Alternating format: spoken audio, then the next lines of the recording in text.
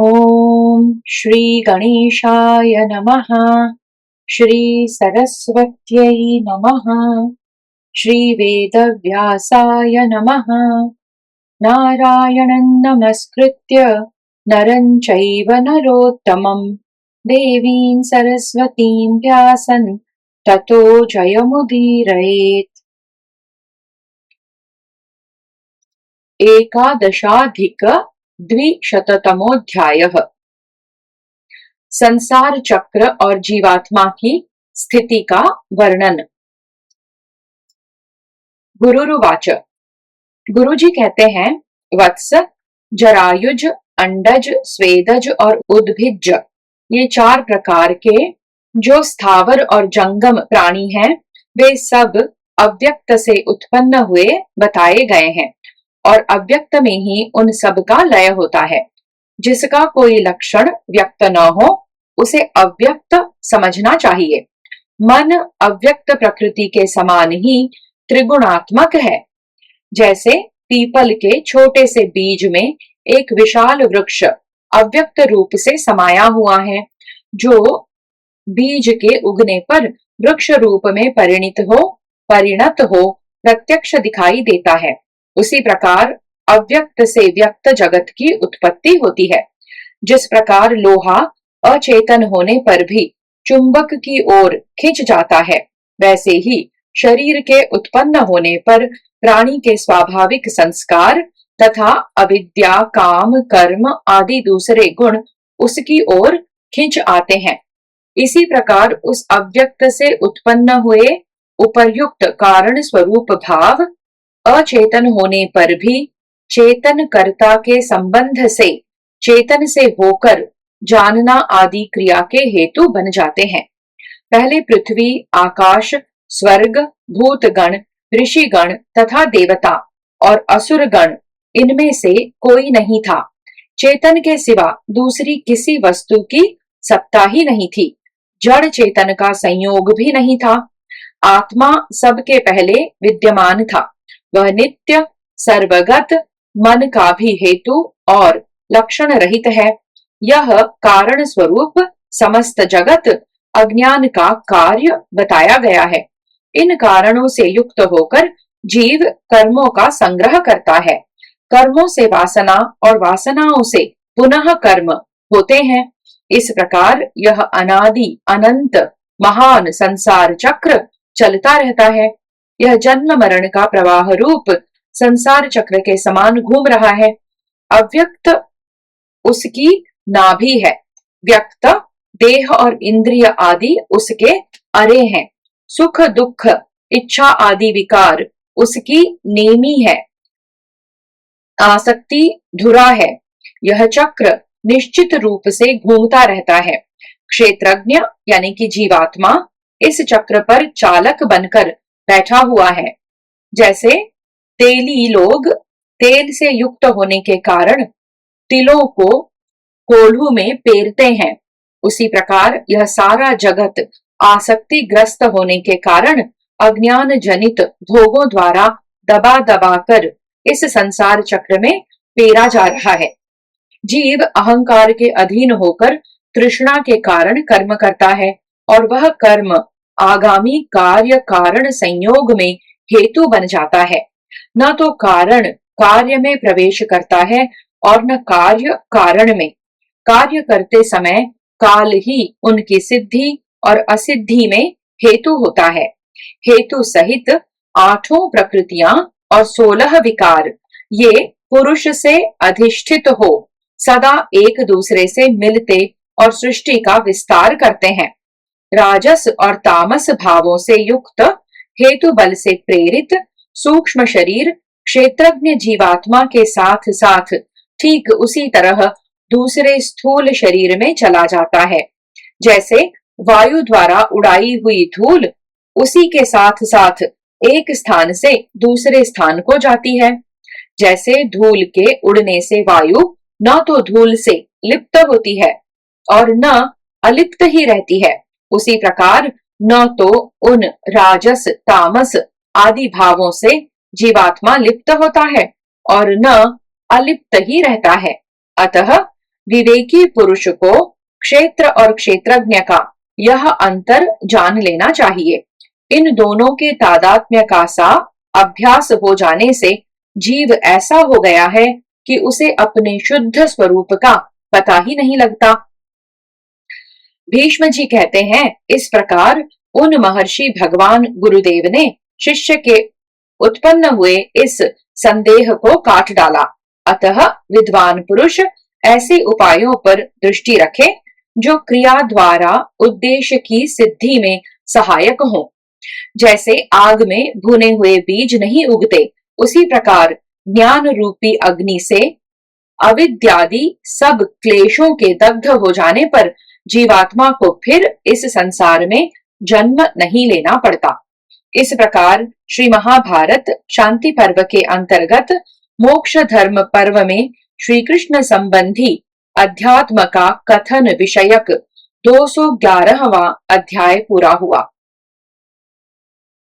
द्वादशाधिक द्विशततमोऽध्यायः निषिद्ध आचरण के त्याग, सत्व रज और तम के कार्य एवं परिणाम का तथा सत्व गुण के सेवन का उपदेश। भीष्म उवाच। भीष्म जी कहते हैं, राजन, कर्मनिष्ठ पुरुषों को जिस प्रकार प्रवृत्ति धर्म की उपलब्धि होती है वही उन्हें अच्छा लगता है, उसी प्रकार जो ज्ञान में निष्ठा रखने वाले हैं उन्हें ज्ञान के सिवा दूसरी कोई वस्तु अच्छी नहीं लगती। वेदों के विद्वान और वेदोक्त कर्मों में निष्ठा रखने वाले पुरुष प्रायः दुर्लभ हैं। जो अत्यंत बुद्धिमान हैं, वे पुरुष वेदोक्त दोनों मार्गों में से जो अधिक महत्वपूर्ण होने के कारण सबके द्वारा प्रशंसित है, उस मोक्ष मार्ग को ही चाहते हैं। सत्पुरुषों ने सदा इसी मार्ग को ग्रहण किया है, अतः यही अनिंद्य एवं निर्दोष है। यह वह बुद्धि है जिसके द्वारा चलकर मनुष्य परम गति को प्राप्त कर लेता है। जो देहाभिमानी है वह मोहवश क्रोध, लोभ आदि राजस तामस भावों से युक्त होकर सब प्रकार की वस्तुओं के संग्रह में लग जाता है। अतः जो देह बंधन से मुक्त होना चाहता हो उसे कभी अशुद्ध यानी कि अवैध आचरण नहीं करना चाहिए। वह निष्काम कर्म द्वारा मोक्ष का द्वार खोले और स्वर्ग आदि पुण्य लोक पाने की कदापि इच्छा न करे। जैसे लोह युक्त सुवर्ण आग में पकाकर शुद्ध किए बिना अपने स्वरूप से प्रकाशित नहीं होता, उसी प्रकार चित्त के राग आदि दोषों का नाश हुए बिना उसमें ज्ञान स्वरूप आत्मा प्रकाशित नहीं होता है।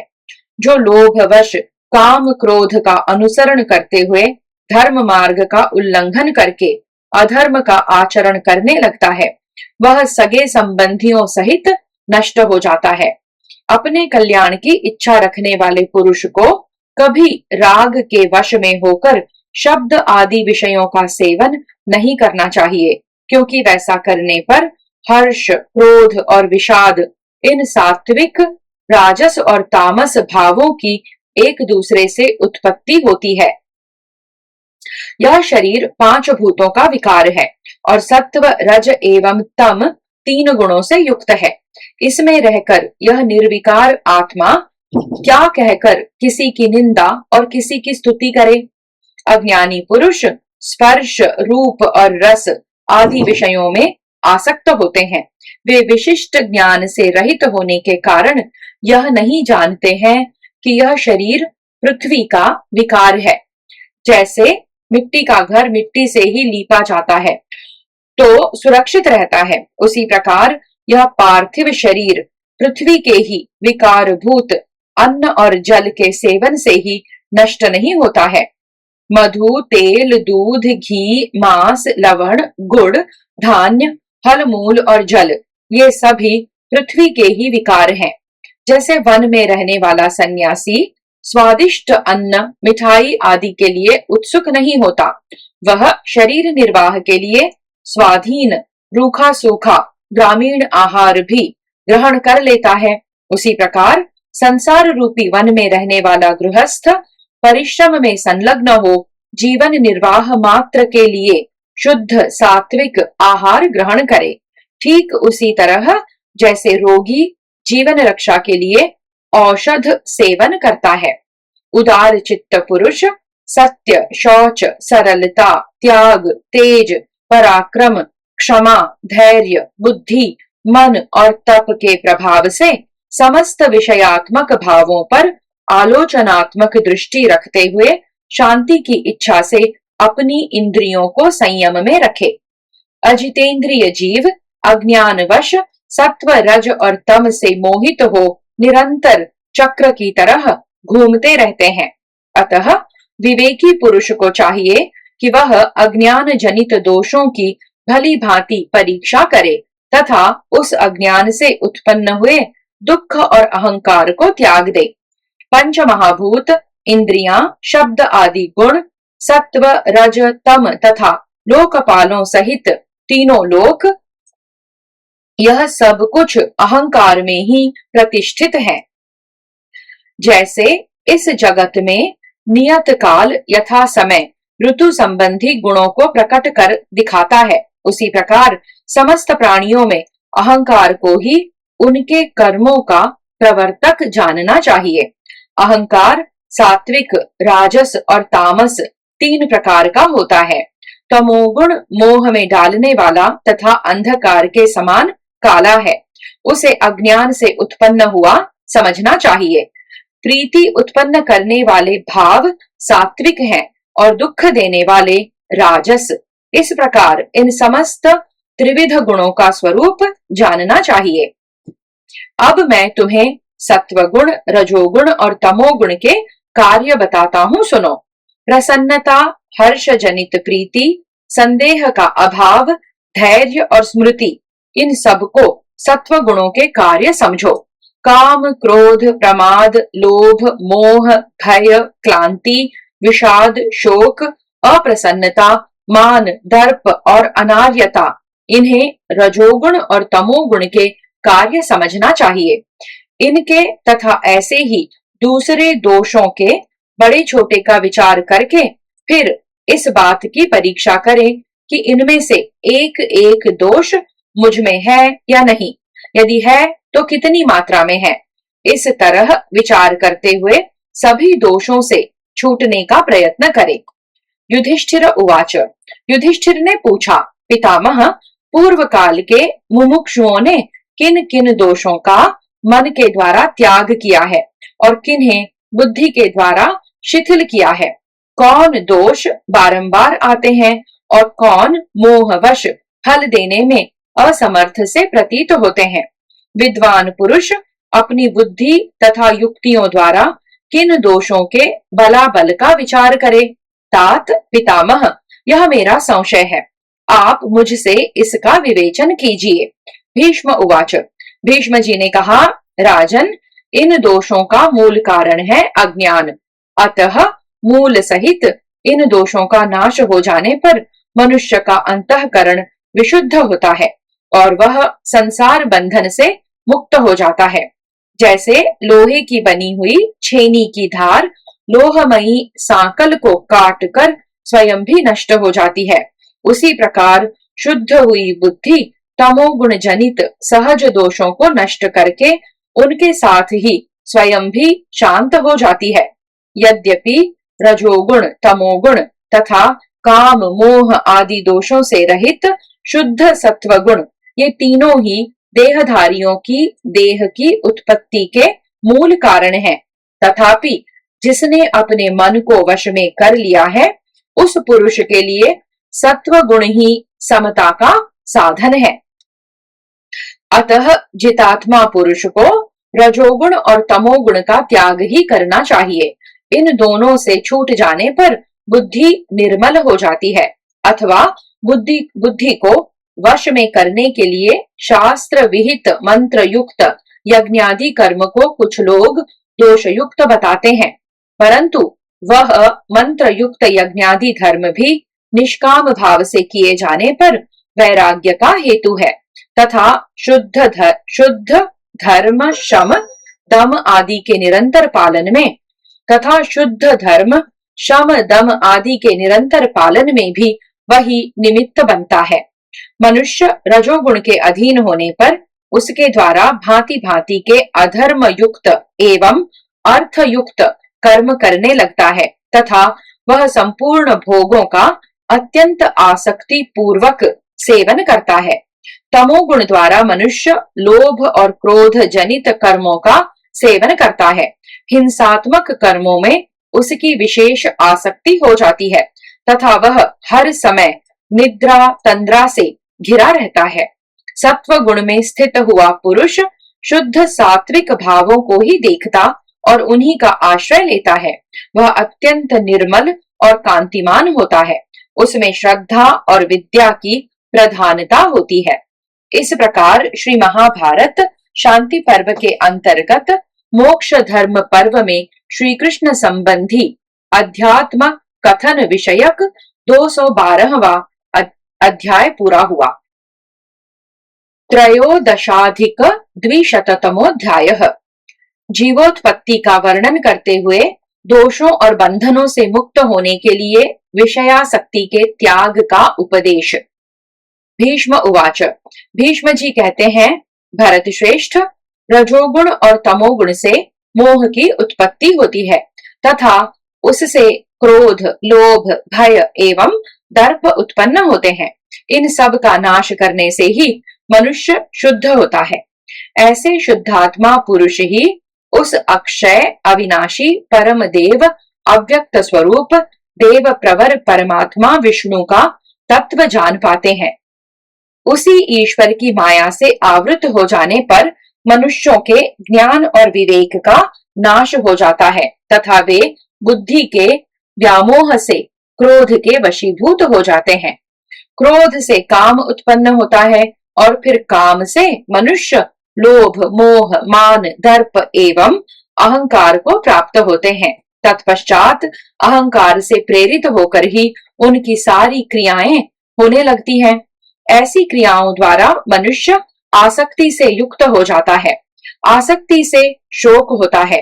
फिर सुख दुख युक्त कार्य आरंभ करने से मनुष्य को जन्म और मृत्यु के कष्ट स्वीकार करने पड़ते हैं। जन्म के निमित्त से गर्भवास का कष्ट भोगना पड़ता है। रज और वीर्य के परस्पर संयुक्त होने पर गर्भवास का अवसर आता है, जहां मल और मूत्र से भीगे तथा रक्त के विकार से मलिन स्थान में रहना पड़ता है। तृष्णा से अभिभूत तथा काम क्रोध आदि दोषों से बद्ध होकर उन्हीं का अनुसरण करता हुआ मनुष्य महान दुख उठाता रहता है। यदि उनसे छूटने की इच्छा हो तो स्त्रियों को संसार रूपी वस्त्र को बुनने वाली तंतुवाहिनी समझें और उनसे दूर रहें। स्त्रियां प्रकृति के तुल्य हैं, अतः क्षेत्र स्वरूपा हैं और पुरुष क्षेत्रज्ञ रूप हैं। जैसे प्रकृति अज्ञानी पुरुष को बांधती है, उसी प्रकार ये स्त्रियां पुरुषों को अपने मोह जाल में बांध लेती हैं। इसलिए सामान्यतः प्रत्येक पुरुष को विशेष प्रयत्न पूर्वक स्त्री के संसर्ग से दूर रहना चाहिए। ये स्त्रियां भयानक कृत्या के समान हैं, अतः अज्ञानी मनुष्यों को मोह में डाल देती हैं। इंद्रियों के विकार उत्पन्न करने वाली यह सनातन नारी मूर्ति रजोगुण से तिरोहित है। अतः स्त्री संबंधी अनुराग के कारण पुरुष के वीर्य से जीवों की उत्पत्ति होती है। जैसे मनुष्य अपनी ही देह से उत्पन्न हुए जूं और लीख आदि स्वेदज कीटों को अपना न मानकर त्याग देता है, उसी प्रकार अपने कहलाने वाले जो अनात्मा पुत्र नामधारी कीट हैं, उन्हें भी त्याग देना चाहिए। इस शरीर से वीर्य द्वारा अथवा पसीनों द्वारा स्वभाव से अथवा प्रारब्ध के अनुसार जंतुओं का जन्म होता रहता है। बुद्धिमान पुरुषों को उनकी उपेक्षा करनी चाहिए। तमोगुण में स्थित रजोगुण तथा रजोगुण में स्थित सत्वगुण, जब रजोगुण तमोगुण में स्थित हो जाता है और सत्वगुण रजोगुण में स्थित हो जाता है, तब ज्ञान का अनुष्ठान भूत अव्यक्त आत्मा बुद्धि और अहंकार से युक्त हो जाता है। वह अव्यक्त आत्मा ही देहधारी प्राणियों का बीज है और वह बीजभूत आत्मा ही गुणों के संग के कारण जीव कहलाता है। वही काल से युक्त कर्म से प्रेरित हो संसार चक्र में घूमता रहता है।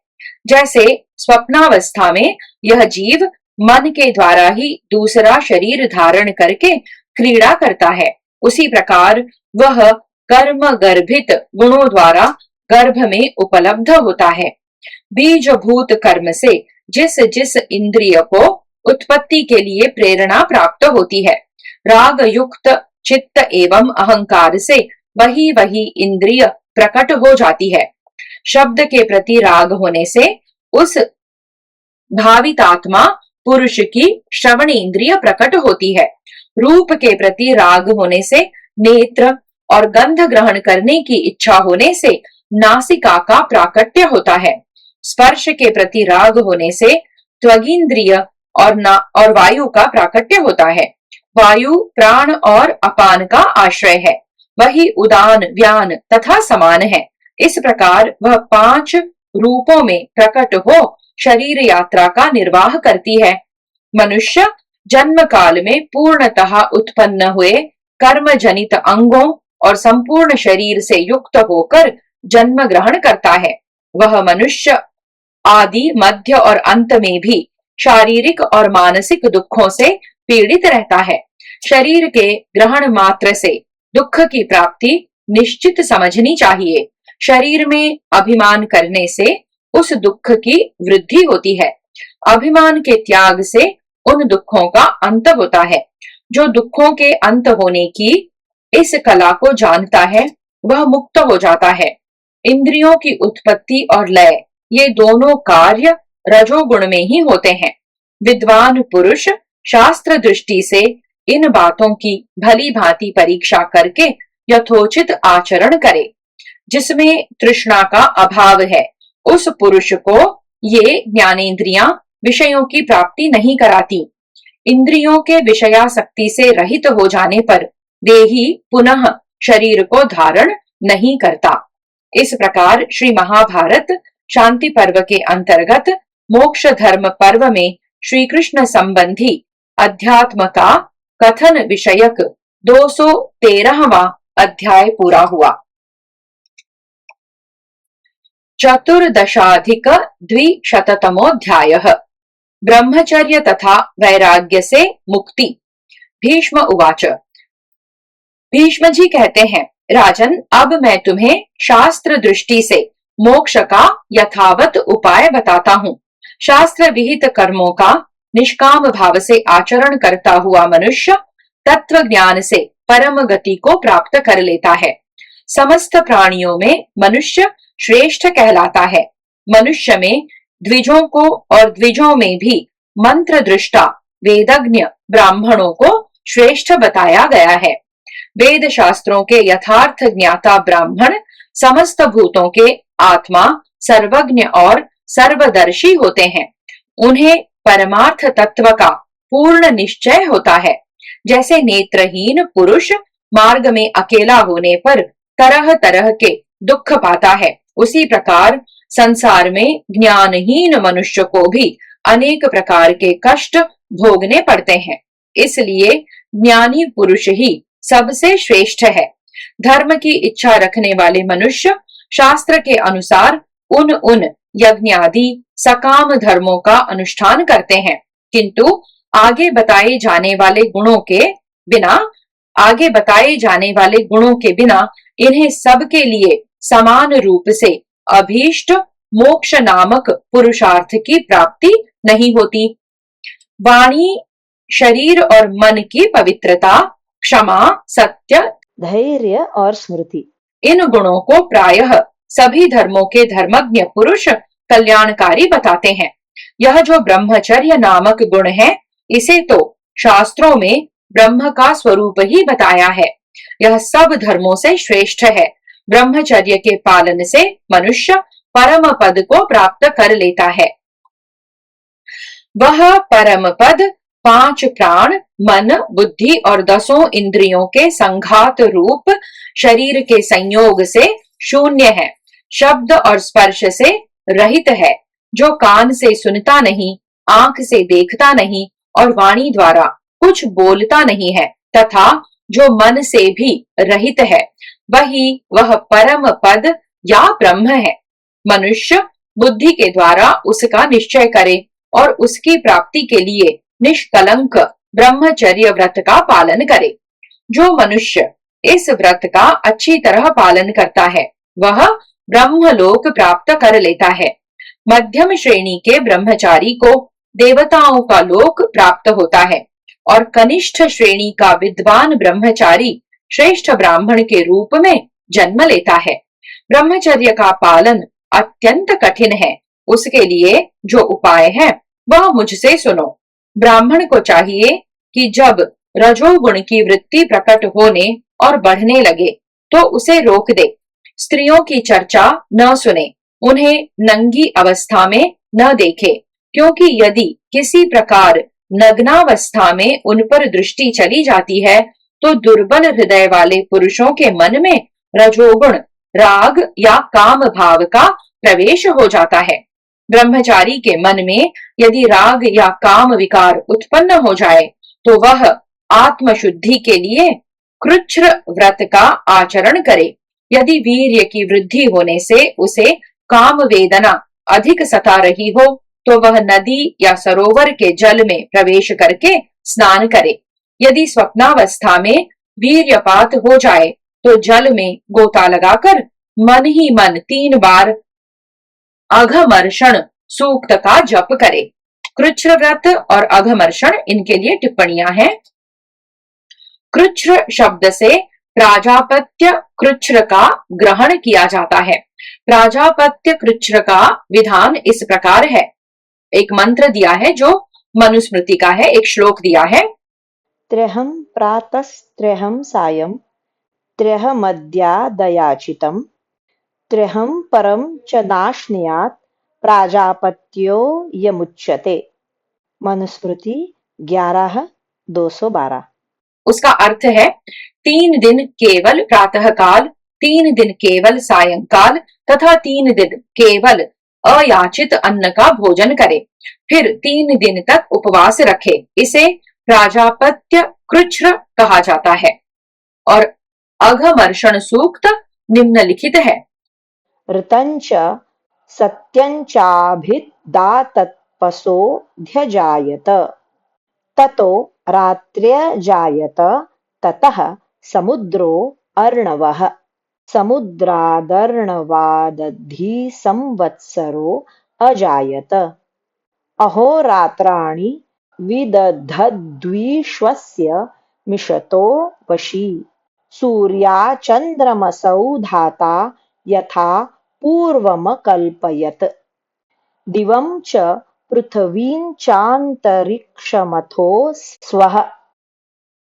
विवेकी पुरुष को इस प्रकार ज्ञान युक्त एवं संयमशील मन के द्वारा अपने अंतःकरण में प्रकट हुए पापमय काम विकार को दग्ध कर देना चाहिए। मुर्दे के समान अपवित्र एवं मल युक्त नाड़ियां जिस प्रकार देह के भीतर दृढ़ता पूर्वक बंधी हुई है, उसी प्रकार अज्ञान से उसके भीतर जीवात्मा भी दृढ़ बंधन में बंधा हुआ है, ऐसा जानना चाहिए। भोजन से प्राप्त हुए रस नाड़ी समूहों द्वारा संचरित होकर मनुष्यों के वात, पित्त, कफ, रक्त, त्वचा, मांस, स्नायु, अस्थि, चर्बी एवं संपूर्ण शरीर को तृप्त एवं पुष्ट करते हैं। इस शरीर के भीतर उपर्युक्त वात, पित्त आदि 10 वस्तुओं को वहन करने वाली 10 ऐसी नाड़ियां हैं जो 5 इंद्रियों के शब्द आदि गुणों को ग्रहण करने की शक्ति प्राप्त करने वाली हैं। उन्हीं के साथ अन्य सहस्रों सूक्ष्म नाड़ियां सारे शरीर में फैली हुई हैं। जैसे नदियां अपने जल से यथा समय समुद्र को तृप्त करती रहती हैं, उसी प्रकार रस को बहाने वाली ये नाड़ी रूप नदियां इस देह सागर को तृप्त किया करती हैं।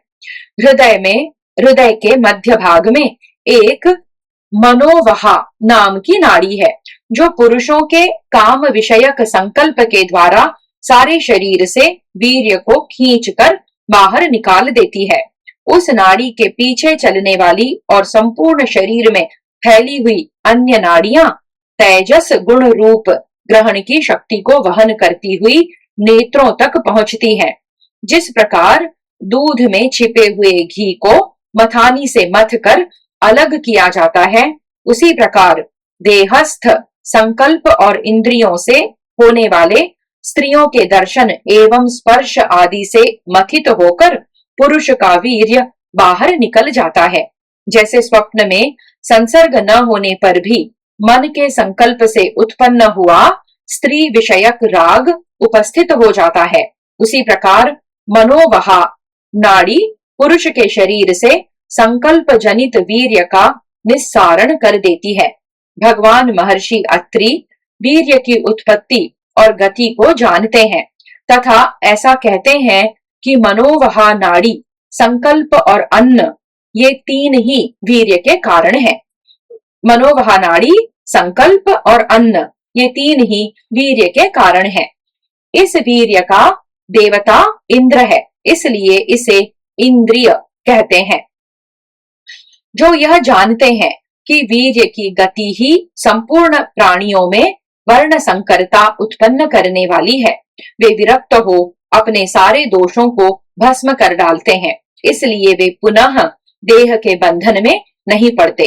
जो केवल शारीरिक रक्षा के लिए भोजन आदि कर्म करते हैं, वह अभ्यास के बल से गुणों की साम्यावस्था रूप निर्विकल्प समाधि प्राप्त करके मन के द्वारा मनोवहा नाड़ी को संयम में रखते हुए अंतः काल में प्राणों को सुषुम्ना मार्ग से ले जाकर संसार बंधन से मुक्त हो जाता है।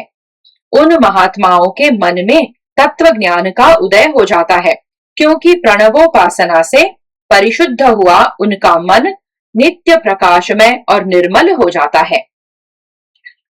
अतः मन को वश में करने के लिए मनुष्य को निर्दोष एवं निष्काम कर्म करने चाहिए। ऐसा करने से वह रजोगुण और तमोगुण से छूटकर इच्छानुसार गति प्राप्त कर लेता है। युवावस्था में प्राप्त किया हुआ ज्ञान प्रायः बुढ़ापे में क्षीण हो जाता है, परंतु परिपक्व बुद्धि मनुष्य समयानुसार ऐसा मानसिक बल प्राप्त कर लेता है जिससे उसका ज्ञान कभी क्षीण नहीं होता। वह परिपक्व बुद्धि वाला मनुष्य अत्यंत दुर्गम मार्ग के समान गुणों के बंधन को पार करके जैसे जैसे अपने दोष देखता है, वैसे ही वैसे उसे लांघकर अमृतमय परमात्म पद को प्राप्त कर लेता है। इस प्रकार श्री महाभारत शांति पर्व के अंतर्गत मोक्ष धर्म पर्व में श्री कृष्ण संबंधी अध्यात्म कथन विषयक 214वां अध्याय पूरा हुआ। पंचदशाधिक द्विशततमोऽध्यायः आसक्ति छोड़कर सनातन ब्रह्म की प्राप्ति के लिए प्रयत्न करने का उपदेश। भीष्म उवाच। भीष्म जी कहते हैं, युधिष्ठिर, इंद्रियों के विषयों का पार पाना बहुत कठिन है। जो प्राणी उनमें आसक्त होते हैं वे दुख भोगते रहते हैं, और जो महात्मा उनमें आसक्त नहीं होते वे परम गति को प्राप्त होते हैं। यह जगत जन्म मृत्यु और वृद्धावस्था के दुखों, नाना प्रकार के रोगों तथा मानसिक चिंताओं से व्याप्त है। ऐसा समझकर बुद्धिमान पुरुष को मोक्ष के लिए ही प्रयत्न करना चाहिए।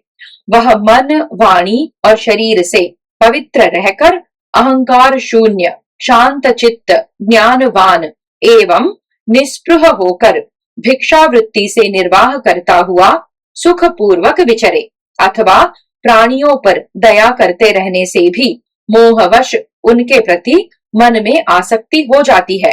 इस बात पर दृष्टिपात करे और यह समझकर कि सारा जगत अपने अपने कर्मों का फल भोग रहा है, सबके प्रति उपेक्षा भाव रखे। मनुष्य शुभ या अशुभ जैसा भी कर्म करता है उसका फल उसे स्वयं ही भोगना पड़ता है। इसलिए मन, बुद्धि और क्रिया के द्वारा सदा शुभ कर्मों का आचरण करे। अहिंसा, सत्य भाषण, समस्त प्राणियों के प्रति सरलता पूर्ण बर्ताव, क्षमा तथा प्रमाद शून्यता, ये गुण जिस पुरुष में विद्यमान हो वही सुखी होता है। जो मनुष्य इस अहिंसा आदि परम धर्म को समस्त प्राणियों के लिए सुखद और दुख निवारक जानता है, वही सर्वज्ञ है और वही सुखी होता है। इसलिए बुद्धि के द्वारा मन को समाहित करके समस्त प्राणियों में स्थित परमात्मा में लगावे। किसी का अहित न सोचे, असंभव वस्तु की कामना न करे, मिथ्या पदार्थों की चिंता न करे और सफल प्रयत्न करके मन को ज्ञान के साधन में लगा दे। वेदांत वाक्यों के श्रवण तथा सुदृढ़ प्रयत्न से उत्तम ज्ञान की प्राप्ति होती है। जो सूक्ष्म धर्म को देखता और उत्तम वचन बोलना चाहता हो, उसको ऐसी बात कहनी चाहिए जो सत्य होने के साथ ही हिंसा और पर निंदा से रहित हो, जिसमें शठता, कठोरता, क्रूरता और चुगली आदि दोषों का सर्वथा अभाव हो। ऐसी वाणी भी बहुत थोड़ी मात्रा में और सुस्थिर चित्त से बोलनी चाहिए। संसार का सारा व्यवहार वाणी से ही बंधा हुआ है, अतः सदा उत्तम वाणी ही बोले। और यदि वैराग्य हो तो बुद्धि के द्वारा मन को वश में करके अपने किए हुए हिंसादि तामस कर्मों को भी लोगों से कह दे, क्योंकि प्रकाशित कर देने से पाप की मात्रा घट जाती है।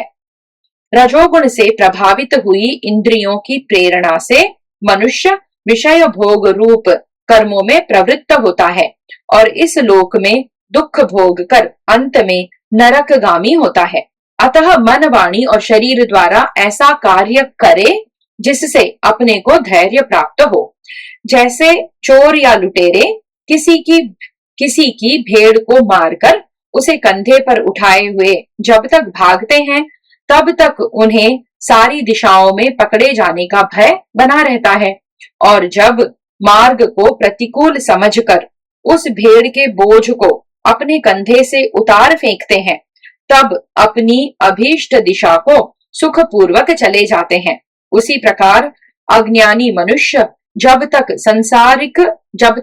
सांसारिक कर्म रूप बोझ को ढोते हैं, तब तक उन्हें सर्वत्र भय बना रहता है, और जब उसे त्याग देते हैं तब शांति के भागी हो जाते हैं। जैसे चोर या डाकू जब उस चोरी के माल का बोझ उतार फेंकता है, तब जहां उसे सुख मिलने की आशा होती है, उस दिशा में अनायास चला जाता है। उसी प्रकार मनुष्य राजस और तामस कर्मों को त्याग कर शुभ गति प्राप्त कर लेता है। जो सब प्रकार के संग्रह से रहित, निरीह, एकांतवासी, अल्पाहार, तपस्वी और जितेंद्रिय है, जिसके संपूर्ण क्लेश ज्ञानाग्नि से दग्ध हो गए हैं, तथा जो योगानुष्ठान का प्रेमी और मन को वश में रखने वाला है, वह अपने निश्चल चित्त के द्वारा उस परब्रह्म परमात्मा को निस्संदेह प्राप्त कर लेता है। बुद्धिमान एवं धीर पुरुष को चाहिए कि वह बुद्धि को निश्चय ही अपने वश में करे, फिर बुद्धि के द्वारा मन को और मन के द्वारा अपनी इंद्रियों को विषयों की ओर से रोक कर अपने अधीन करे। इस प्रकार जिसने इंद्रियों को वश में करके मन को अपने अधीन कर लिया है, उस अवस्था में उसकी इंद्रियों के अधिष्ठातृ देवता प्रसन्नता से प्रकाशित होने लगते हैं और ईश्वर की ओर प्रवृत्त हो जाते हैं। उन इंद्रिय देवताओं से जिसका मन संयुक्त हो गया है, उसके अंतःकरण में परब्रह्म परमात्मा प्रकाशित हो उठता है। फिर धीरे धीरे सत्व गुण प्राप्त होने पर वह मनुष्य ब्रह्म भाव को प्राप्त हो जाता है, अथवा यदि पूर्वोक्त रूप से उसके भीतर ब्रह्म प्रकाशित न हो तो वह योगी योग प्रधान उपायों द्वारा अभ्यास आरंभ करे, जिस हेतु से योगाभ्यास करते हुए योगी भी ब्रह्म में ही स्थित हो, वह उसी का अनुष्ठान करे। अन्न के दाने, उड़द, तिल की खली, साग, जौ की लपसी, सत्तू, मूल और फल जो कुछ भी भिक्षा में मिल जाए, क्रमशः उसी अन्न से योगी अपने जीवन का निर्वाह करे। देश और काल के अनुसार सात्विक आहार ग्रहण करने का नियम रखे। उस आहार के दोष गुण की परीक्षा करके यदि वह योग सिद्धि के अनुकूल हो तो उसे उपयोग में लाए। साधन आरंभ कर देने पर उसे बीच में न रोके। जैसे आग धीरे धीरे तेज की जाती है, उसी प्रकार ज्ञान के साधन को शनैः शनैः उद्दीप्त करे। ऐसा करने से ज्ञान सूर्य के समान प्रकाशित होने लगता है। अज्ञान का अनुष्ठान भी ज्ञान ही है, जो तीनों लोकों में व्याप्त है। अज्ञान के द्वारा विज्ञान युक्त ज्ञान का ह्रास होता है। शास्त्रों में कहीं जीवात्मा और परमात्मा की पृथकता का प्रतिपादन करने वाले वचन उपलब्ध होते हैं और कहीं उनकी एकता का। यह परस्पर विरोध देखकर दोष दृष्टि न करते हुए सनातन ज्ञान को प्राप्त करे, जो उन दोनों प्रकार के वचनों का तात्पर्य समझकर मोक्ष के तत्व को जान लेता है, वह वीतराग पुरुष संसार बंधन से मुक्त हो जाता है। ऐसा पुरुष जरा और मृत्यु का उल्लंघन कर सनातन ब्रह्म को जानकर उस अक्षर अविकारी एवं अमृत ब्रह्म को प्राप्त कर लेता है। इस प्रकार श्री महाभारत शांति पर्व के अंतर्गत मोक्ष धर्म पर्व में श्री कृष्ण संबंधी अध्यात्म तत्व का वर्णन विषयक 215वां अध्याय पूरा हुआ। षोडशाधिक द्विशततमोऽध्यायः। स्वप्न और सुषुप्ति अवस्था में मन की स्थिति तथा गुणातीत ब्रह्म की प्राप्ति का उपाय। भीष्म उवाच। भीष्म जी कहते हैं, राजन, सदा निष्कलंक ब्रह्मचर्य व्रत का पालन करने की इच्छा रखने वाले पुरुष को स्वप्न के दोषों पर दृष्टि रखते हुए सब प्रकार से निद्रा का परित्याग कर देना चाहिए। स्वप्न में जीव को प्रायः रजोगुण और तमोगुण दबा लेते हैं। वह कामना युक्त होकर दूसरे शरीर को प्राप्त हुए की भांति विचरता है।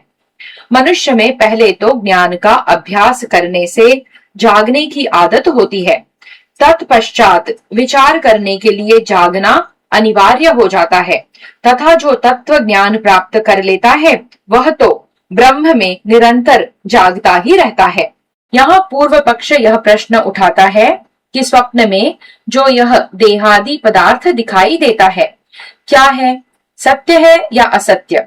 यदि कहें कि सत्य है तो ठीक नहीं, क्योंकि स्वप्नावस्था में सब कुछ विषयों से संपन्न सा दिखाई देने पर भी वास्तव में वहां कोई विषय नहीं होता।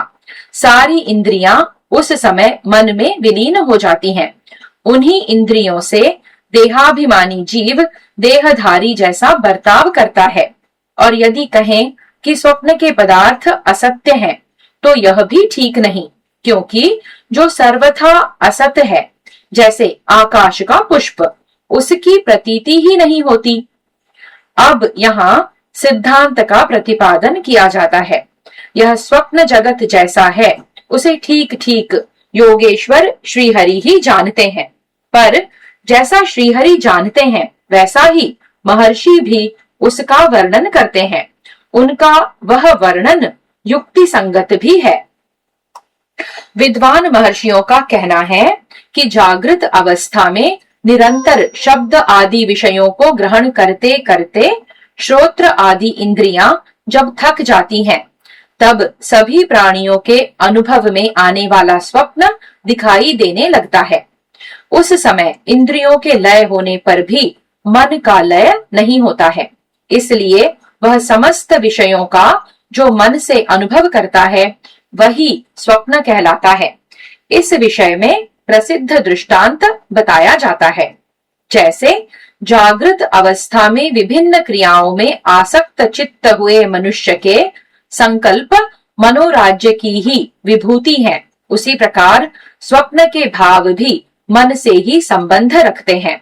कामनाओं में जिसका मन आसक्त है वह पुरुष स्वप्न में असंख्य संस्कारों के अनुसार अनेक दृश्यों को देखता है। वे समस्त संस्कार उसके मन में ही छिपे रहते हैं, जिन्हें वह सर्वश्रेष्ठ अंतर्यामी पुरुष परमात्मा जानता है।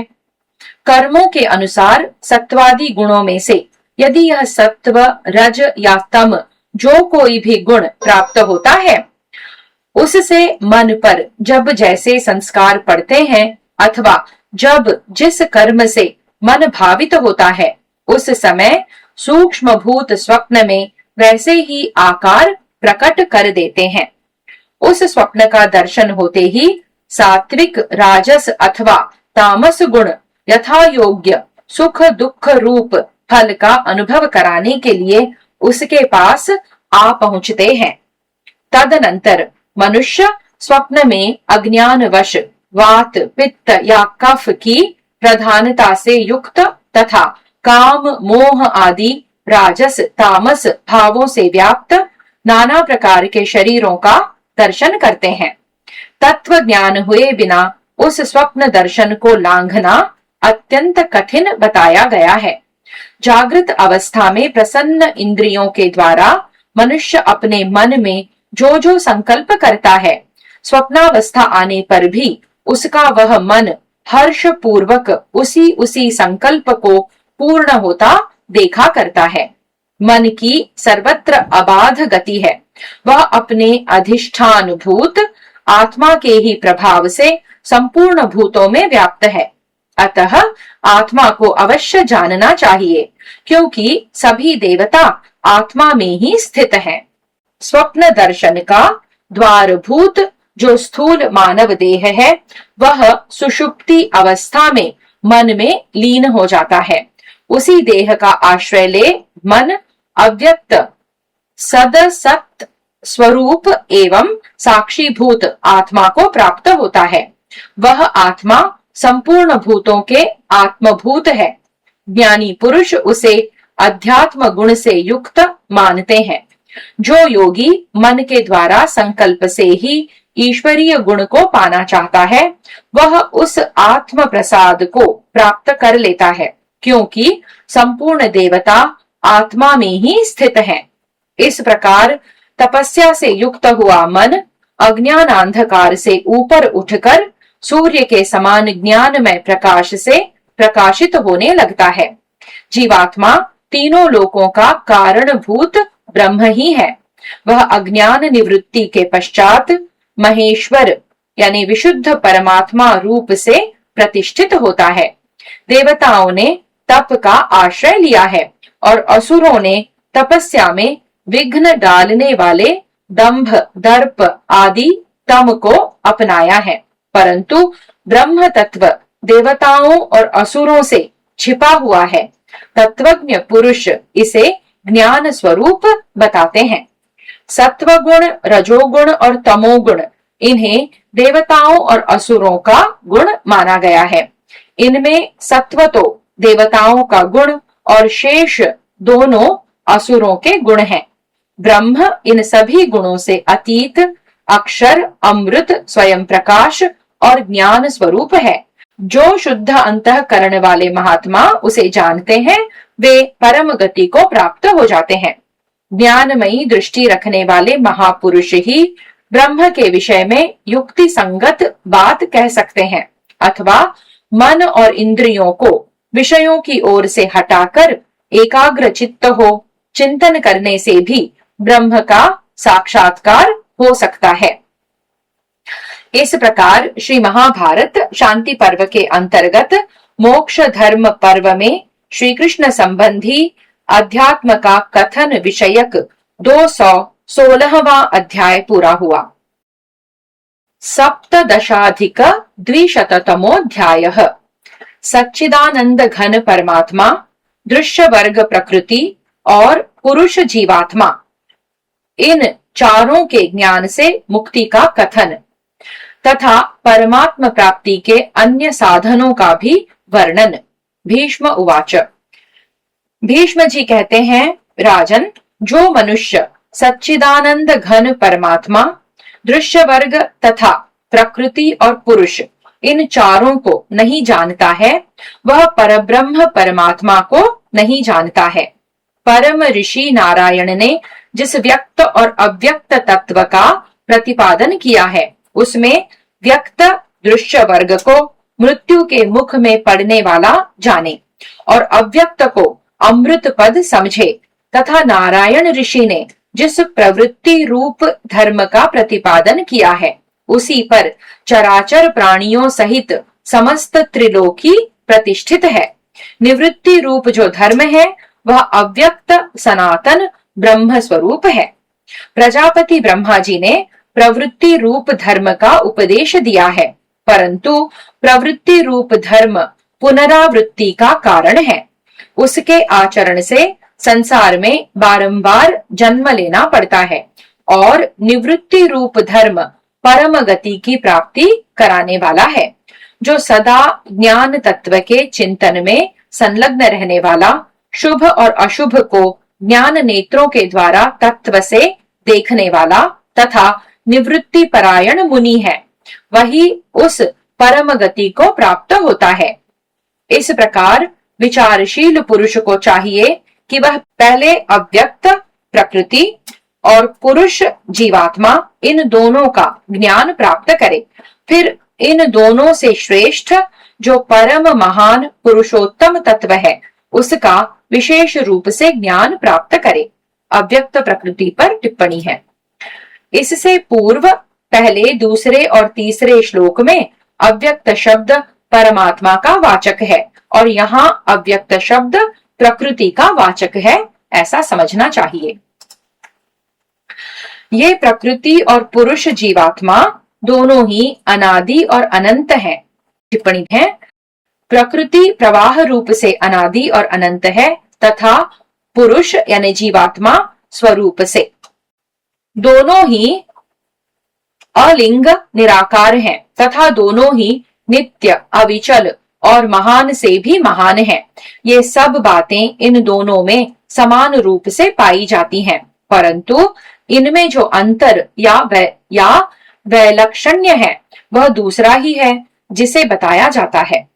प्रकृति त्रिगुणमयी है। ब्रह्म के सकाश से सृष्टि करना उसका सहज धर्म है, किंतु क्षेत्रज्ञ अथवा पुरुष के स्वरूप को प्रकृति से सर्वथा विपरीत विलक्षण जानना चाहिए। वह स्वयं गुणों से रहित तथा प्रकृति के विकारों यानी कार्यों का दृष्टा है। ये दोनों प्रकृति और पुरुष संपूर्णतः इंद्रियों के विषय नहीं है। दोनों ही आकार रहित तथा एक दूसरे से विलक्षण है। प्रकृति और पुरुष के संयोग से चराचर जगत की उत्पत्ति होती है, जो कर्म से ही जानी जाती है। जीव मन इंद्रियों द्वारा कर्म करता है। वह जिस जिस कर्म को करता है उसका कर्ता कहलाता है।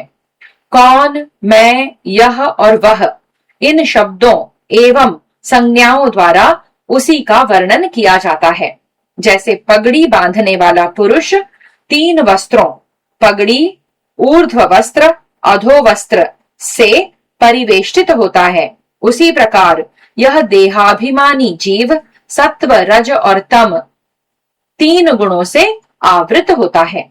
अतः इन्हीं हेतुओं से आवृत हुई इन 4 वस्तुओं सच्चिदानंद घन परमात्मा, दृश्य वर्ग, प्रकृति और पुरुष को जानना चाहिए। इन्हें भली भांति तत्व से जान लेने पर मनुष्य मृत्यु के समय मोह में नहीं पड़ता है। जो दिव्य संपत्ति अर्थात ब्रह्म ज्ञान प्राप्त करना चाहे, उस देहधारी पुरुष को अपना मन शुद्ध रखना चाहिए और शरीर से कठोर नियमों का पालन करते हुए निर्दोष तप का अनुष्ठान करना चाहिए। आंतरिक तप चैतन्यमय प्रकाश से युक्त है। उसके द्वारा तीनों लोक व्याप्त हैं। आकाश में सूर्य और चंद्रमा भी तप से ही प्रकाशित हो रहे हैं। लोक में तप शब्द विख्यात है। उस तप का फल है ज्ञान स्वरूप प्रकाश। रजोगुण और तमोगुण का नाश करने वाला जो निष्काम कर्म है, वही तपस्या का स्वरूप बोधक लक्षण है। ब्रह्मचर्य और अहिंसा को शारीरिक तप कहते हैं। मन और वाणी का भली भांति किया हुआ संयम मानसिक तप कहलाता है। वैदिक विधि को जानने और उनके अनुसार चलने वाले द्विजातियों से ही अन्न ग्रहण करना उत्तम माना गया है। ऐसे अन्न का नियम पूर्वक भोजन करने से रजोगुण से उत्पन्न होने वाला पाप शांत हो जाता है। उससे साधक की इंद्रियां भी विषयों की ओर से विरक्त हो जाती हैं। इसलिए उतना ही अन्न ग्रहण करना चाहिए जितना जीवन रक्षा के लिए वांछनीय हो। इस प्रकार योग युक्त मन के द्वारा जो ज्ञान प्राप्त होता है उसे जीवन के अंत समय तक पूरी शक्ति लगाकर धीरे धीरे प्राप्त ही कर लेना चाहिए। इस कार्य में धैर्य नहीं छोड़ना चाहिए। योग परायण योगी की बुद्धि कार्यों द्वारा व्याहत नहीं होती, वह वैराग्यवश अपने स्वभाव में स्थित रहता है, रजोगुण से रहित होता है तथा देहधारी होकर भी शब्द की भांति अबाध गति से सर्वत्र विचरण करता है। देह त्याग पर्यंत प्रमाद न होने पर योगी देहावसान के पश्चात मोक्ष प्राप्त कर लेता है, और जो बंधन के कारणभूत अज्ञान से युक्त होते हैं उन प्राणियों के सदा जन्म और मरण होते रहते हैं। जिनको ब्रह्म ज्ञान प्राप्त हो गया है उनका प्रारब्ध अनुसरण नहीं करता है, अर्थात वे प्रारब्ध के बंधन से मुक्त हो जाते हैं, परंतु जो इसके विपरीत स्थिति में है अर्थात जिनका अज्ञान दूर नहीं हुआ है वे प्रारब्धवश जन्म मृत्यु के चक्कर में पड़े रहते हैं। कुछ योगी जन बुद्धि के द्वारा अपने चित्त को विषयों की ओर से हटाकर आसन की दृढ़ता से स्थिरता पूर्वक देह को धारण करते हुए इंद्रिय गोलकों से संबंध त्याग कर सूक्ष्म बुद्धि होने के कारण ब्रह्म की उपासना करते हैं। टिप्पणी है, पुराणांतर में बताया गया है कि इंद्रियों का आत्मभाव से चिंतन करने वाले योगी 10 मनवंतरों तक ब्रह्मलोक में निवास करते हैं। यथा दशमन्वन्तराणीह तिष्ठन्ति इंद्रिय चिंतकाः। कोई कोई शास्त्र में बताए हुए क्रम से उत्तरोत्तर उत्कृष्ट तत्व का ज्ञान प्राप्त करते हुए पराकाष्ठा तक पहुंचकर वहीं बुद्धि के द्वारा ब्रह्म का अनुभव करते हैं। जिसने योग के द्वारा अपनी बुद्धि को शुद्ध कर लिया है ऐसा कोई कोई योगी ही देह स्थिति पर्यंत आश्रय रहित अपनी ही महिमा में प्रतिष्ठित ब्रह्म में स्थित रहता है। इसी तरह कोई तो योग धारणा के द्वारा सगुण ब्रह्म की उपासना करते हैं और कोई उस परम देव का चिंतन करते हैं जो विद्युत के समान ज्योतिर्मय और अविनाशी कहा गया है।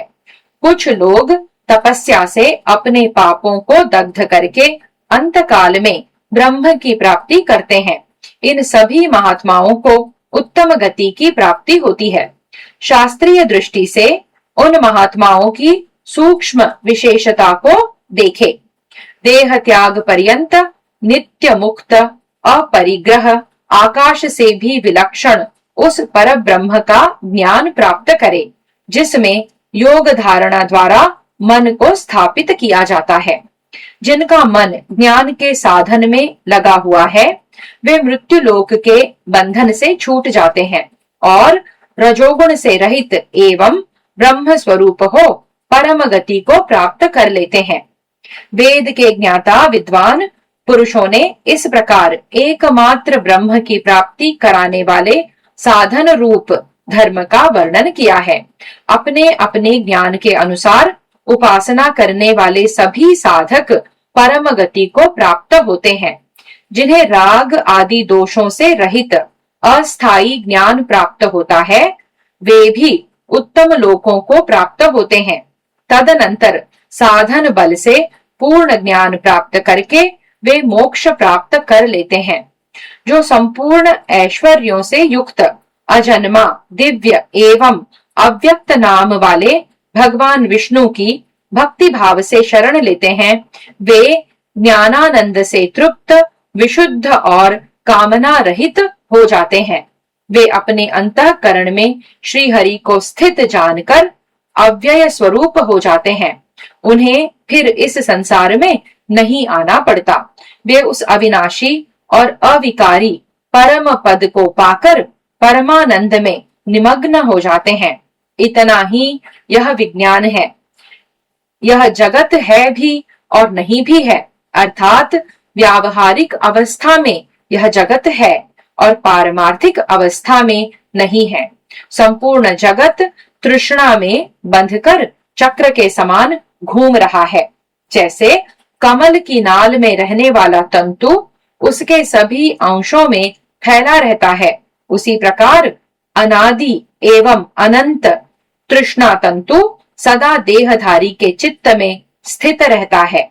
जैसे कपड़ा बुनने वाला बुनकर सुई से वस्त्र में सूत को पिरो देता है, उसी प्रकार तृष्णा रूपी सुई से संसार रूपी सूत्र ग्रथित होता है। जो प्रकृति को, उसके कार्य को, पुरुष यानी जीवात्मा को और सनातन परमात्मा को यथार्थ रूप से जानता है, वह तृष्णा से रहित होकर मोक्ष प्राप्त कर लेता है। संसार को शरण देने वाले ऋषि श्रेष्ठ भगवान नारायण ने जीवों पर दया करने के लिए ही इस अमृतमय ज्ञान को प्रकाशित किया। इस प्रकार श्री महाभारत शांति पर्व के अंतर्गत मोक्ष धर्म पर्व में श्री कृष्ण संबंधी अध्यात्म का वर्णन विषयक 217वां अध्याय पूरा हुआ। हरि ओम। श्री कृष्णार्पणमस्तु।